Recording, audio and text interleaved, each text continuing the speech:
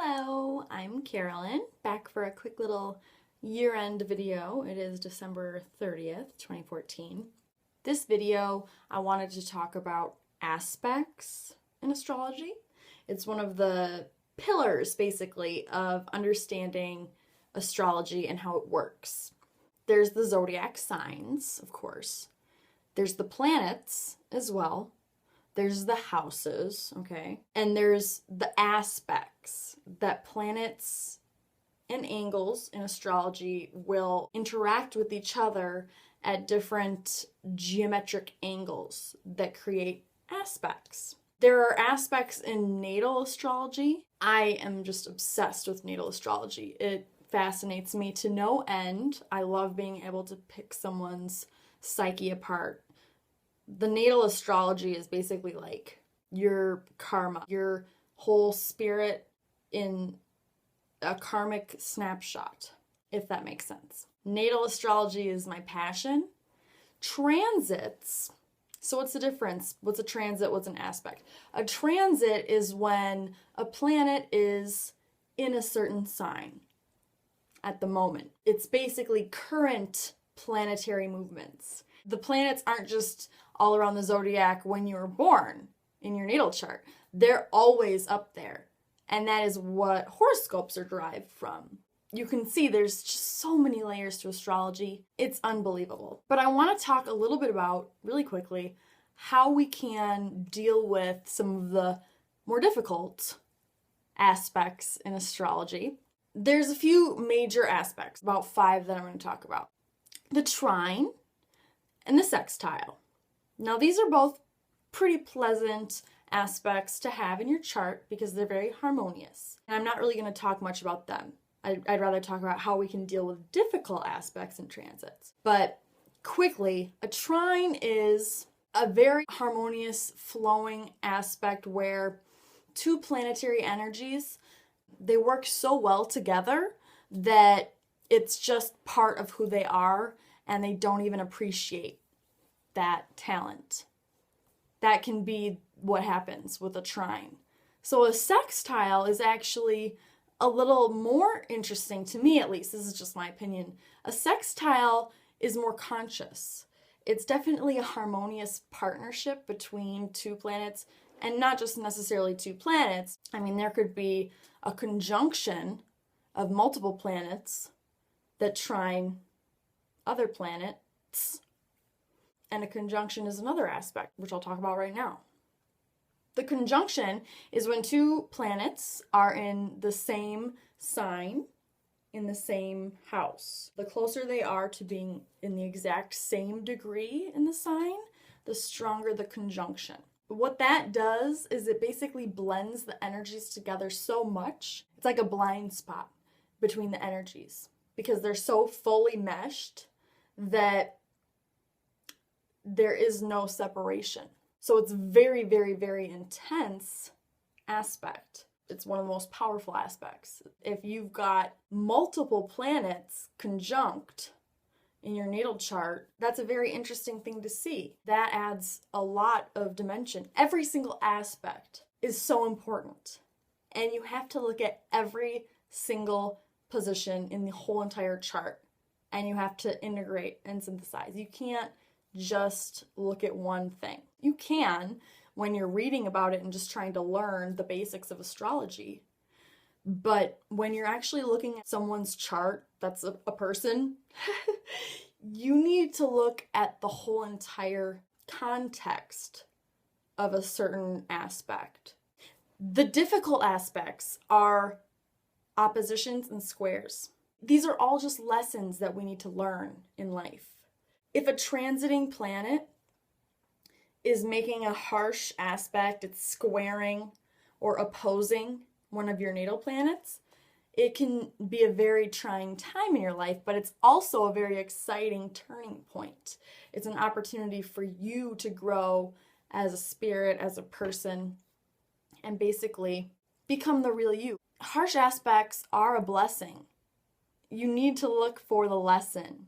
There's always a lesson. There's always a reason why the universe has chosen this specific planetary layout for you. your natal chart and how the transiting planets that are the same for everyone are interacting with your natal placements. So, I mean, right now, Saturn just moved into Sagittarius. It's been in Scorpio for the last 3 years, 2 years, 3 years. It's a slow moving planet. One of the most common buzzwords in astrology, or people that don't even know about astrology, they'll know two things. They'll know about Mercury retrograde, and they'll know about Saturn return. Saturn return is when transiting Saturn conjuncts your natal placement of Saturn. The people that had their natal placement in Scorpio, their Saturn in Scorpio, they've just completed their Saturn return. Almost, because Saturn is going to retrograde back into Scorpio a little bit down the road here in a few months, which is just, that's the beauty of the universe.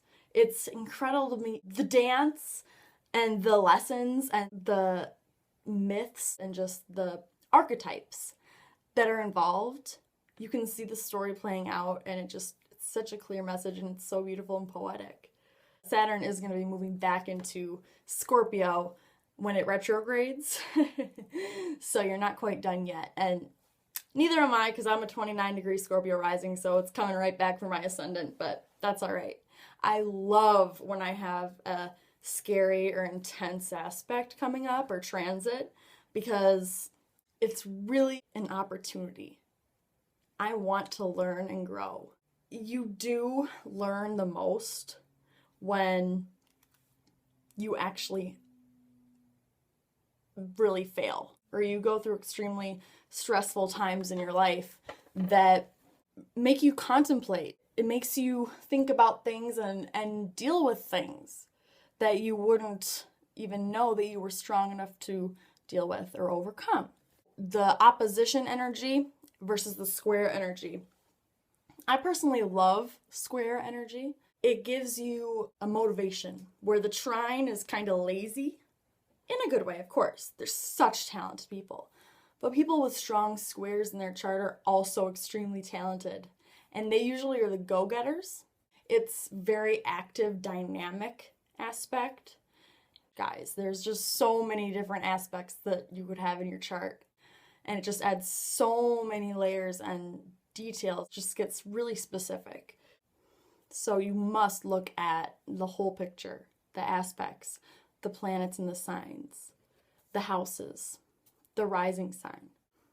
So to sum up, I wanted to keep this video short. Please embrace every single scary thing in your chart that you've read something scary about. There's a lot of bullshit out there on the internet about astrology, written by astrologers that were on power trips. Modern astrologers realize that literally you have free will. The more aware you are of these energies in your life, the more you can control them and shape your reality. I mean, we all do control our world. We create our world. We manifest what we are, what we think. Everything that we have, see, experience is a reflection of who we are as a person. Don't complain. Don't whine. Just be confident in yourself and be excited. And just learn what you can. It's all about self-reflection. It's all about learning more about yourself and how you can handle things.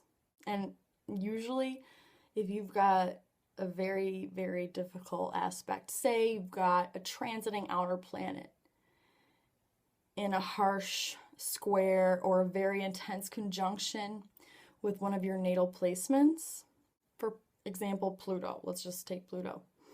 Pluto is so slow. So slow. It stays in 1 degree for like months.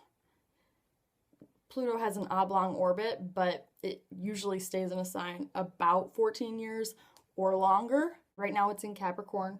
So if you have a Capricorn rising, if you have a Capricorn sun, even if you have a Capricorn midheaven, Pluto is intensely impacting that part of you and transforming it into something completely different that you won't recognize when it finally moves out of Capricorn and into Aquarius. I could go on forever, but I'm not going to. Thank you for watching. I'm Carolyn. I'll see you next time.